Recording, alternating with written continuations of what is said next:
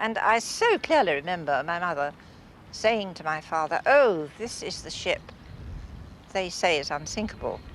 My father said, "No, this is the ship that is unsinkable." My mother said, "Well, that is flying in the face of God, and that ship will never get there."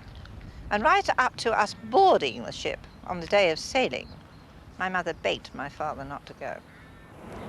But the Harts did sail, along with over 2,000 other passengers on the Titanic's maiden voyage. It seemed the days of luxury cruising had finally arrived. To most of the people on board, the Titanic was a sumptuous, unsinkable palace. But just 36 hours from New York, the ship's hull was ripped open by an iceberg, and the Titanic was doomed.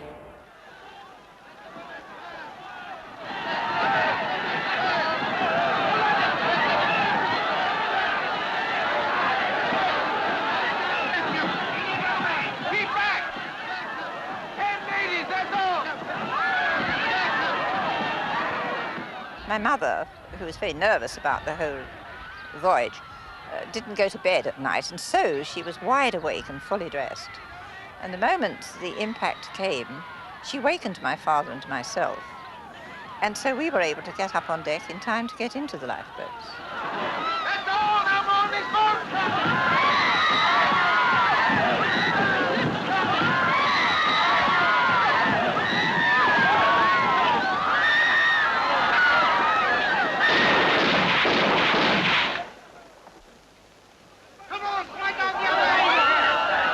700 people were saved, but more than twice that number lost their lives when the Titanic finally sank. Action! This is the latest version of the Titanic story, SOS Titanic. At $5.5 million, this mammoth production purports to give an accurate account of what really happened. The film has a predominantly British cast, including Ian Holm, Helen Mirren, and Harry Andrews, but its director is American.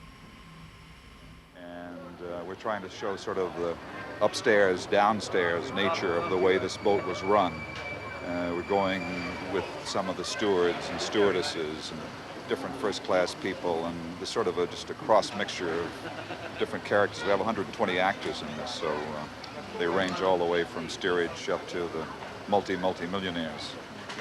I think the side of it that I never realised before was that there were a large number of third and second class passengers who were locked below, below decks, just in order that they shouldn't come up and take the lifeboats that the first class passengers were taking. And that side of the story is brought out very much in this film. I mean, if you look at the statistics, they're incredible. Most of the first-class people were saved. Some third-class women were saved, but an awful lot of third-class women went down with the ship. And there was just no plan for anything like this. I mean, the people who built the ship were so super confident, they never had lifeboat drills. I mean, they just left it to their own security. All right. Background action! In this scene being shot, one man takes a seat in the lifeboats reserved for the women and children. He's the owner of the Titanic, J. Bruce Ismay, played here by Ian Holm. This act of cowardice was never to be forgotten, and it left him a broken man.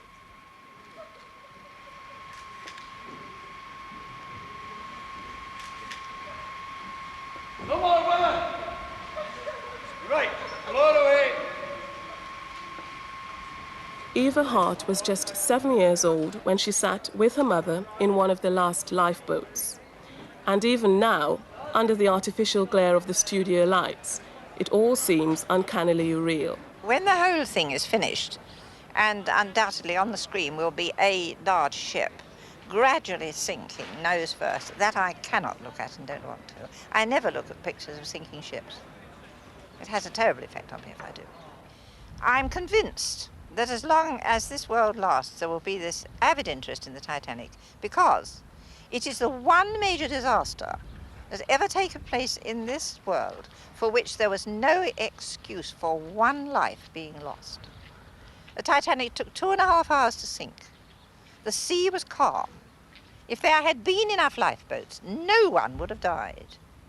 And I'm sure that the world reads about this, realizes it, and will always look upon it as the most dreadful disaster and dreadful waste of life that ever took place.